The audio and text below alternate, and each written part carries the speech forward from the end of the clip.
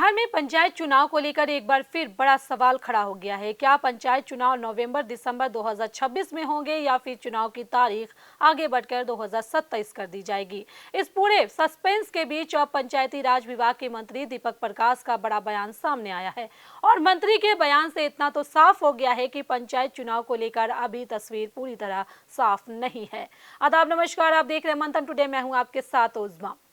सबसे पहले आपको बता दें कि दीपक प्रकाश अब एमएलसी भी बन चुके हैं, यानी उनकी विधानसभा सदस्यता और मंत्री पद को लेकर जो सवाल उठ रहे थे उस पर फिलहाल विराम लग गया है। उनकी कुर्सी सुरक्षित हो गई है और वह पंचायती राज विभाग की जिम्मेदारी संभाल रहे हैं। अब इस बीच पंचायत चुनाव को लेकर उन्होंने जो बात कही है वह बेहद महत्वपूर्ण है। मंत्री दीपक प्रकाश का कहना है कि सरकार और राज्य निर्वाचन आयोग की पूरी कोशिश है कि पंचायत चुनाव सही समय पर कराया जाए, लेकिन सबसे बड़ी चुनौती है नया परिसीमन और उसके बाद आरक्षण रोस्टर की प्रक्रिया। यानी चुनाव कराने से पहले पंचायतों का नया परिसीमन होगा, उसके बाद नई सीटों का आरक्षण तय होगा और पूरा आरक्षण रोस्टर तैयार किया जाएगा। इसके बाद ही चुनाव की प्रक्रिया आगे बढ़ेगी। मंत्री का कहना है कि परिसीमन में समय लग सकता है और यह प्रक्रिया जरूरी भी है। अब यहाँ सवाल यही है कि अगर परिसीमन और आरक्षण की प्रक्रिया में वक्त लगा तो क्या नवंबर में पंचायत चुनाव हो पाएंगे? यही सबसे बड़ा सस्पेंस है, क्योंकि अभी तक बिहार में पंचायत चुनाव को लेकर चर्चा थी कि अक्टूबर, नवंबर या दिसंबर के आसपास चुनाव कराए जा सकते हैं, लेकिन अगर परिसीमन और आरक्षण की प्रक्रिया समय पर पूरी नहीं हुई तो चुनाव आगे खिसक सकता है और अगर ऐसा हुआ तो पंचायत चुनाव 2027 की शुरुआत तक भी पहुंच सकता है। हालांकि मंत्री दीपक प्रकाश ने यह साफ नहीं कहा है कि चुनाव निश्चित रूप से 2027 में होंगे। उनका कहना है कि सरकार की कोशिश समय पर चुनाव कराने की है, लेकिन प्रक्रिया पूरी करने में अगर समय लगता है तो चुनाव की तारीख आगे बढ़ सकती है। अब जरा समझिए कि परिसीमन इतना महत्वपूर्ण क्यों है। बिहार में पंचायतों की सीमाएं और सीटों में बदलाव की प्रक्रिया चल रही है। इसके बाद यह तय होगा कि किस पंचायत में कौन सा वार्ड होगा, किस सीट पर कौन सा आरक्षण लागू होगा और किस पद के लिए कौन चुनाव लड़ पाएंगे। इसके बाद नया आरक्षण रोस्टर तैयार होगा और जब तक यह पूरी प्रक्रिया पूरी नहीं होती पंचायत चुनाव कराना मुश्किल है। यानी इस समय पंचायत चुनाव की सबसे बड़ी कुंजी परिसीमन और आरक्षण रोस्टर के पास है।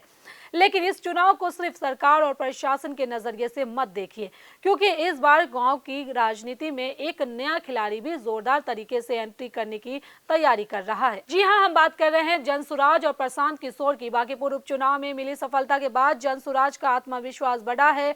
अब जनसुराज की नजर सिर्फ विधानसभा की राजनीति पर नहीं बल्कि गांव की सरकार यानी कि पंचायत की राजनीति पर भी है। प्रशांत किशोर पहले भी बिहार के गांव तक यात्रा कर चुके हैं। अब आगे उनकी रणनीति में पंचायत चुनाव बेहद अहम माने जा रहे हैं। अगर जनसुराज पंचायत चुनाव में अपने उम्मीदवार उतारते हैं तो मुकाबला कई जगहों पर दिलचस्प हो सकता है, खासकर स्थानीय दबदबे और पुराने राजनीतिक नेटवर्क के आधार पर लड़े जाते रहे हैं। इस बार सवाल यह भी है कि क्या पढ़े लिखे और नए चेहरे पंचायत की राजनीति में बड़ी संख्या में सामने आएंगे? क्या युवा उम्मीदवार पुराने समीकरण को चुनौती देंगे? क्या जनसुराज गाँव गाँव में अपना संगठन खड़ा करके मुखिया, जिला परिषद और पंचायत के पर दूसरे पदों पर उम्मीदवार उतारेंगे? और सबसे बड़ा सवाल है, क्या इससे पारंपरिक राजनीतिक दलों और स्थानीय दिग्गजों की मुश्किलें बढ़ेगी? फिलहाल इतना जरूर साफ है कि पंचायत चुनाव इस बार सिर्फ एक चुनाव नहीं रहने वाला है। बिहार के गांव में राजनीतिक बदलाव की नई जमीन भी तैयार हो सकती है, लेकिन उससे पहले चुनाव की तारीख पर तस्वीर साफ होनी जरूरी है। मंत्री दीपक प्रकाश का कहना है कि पूरी कोशिश समय पर चुनाव कराने की है, लेकिन परिसीमन और आरक्षण की प्रक्रिया में समय लग सकता है। इसलिए नवंबर दिसंबर में चुनाव होगा या फिर चुनाव 2027 की शुरुआत तक जाएगा, इस पर अभी अंतिम फैसला बाकी है।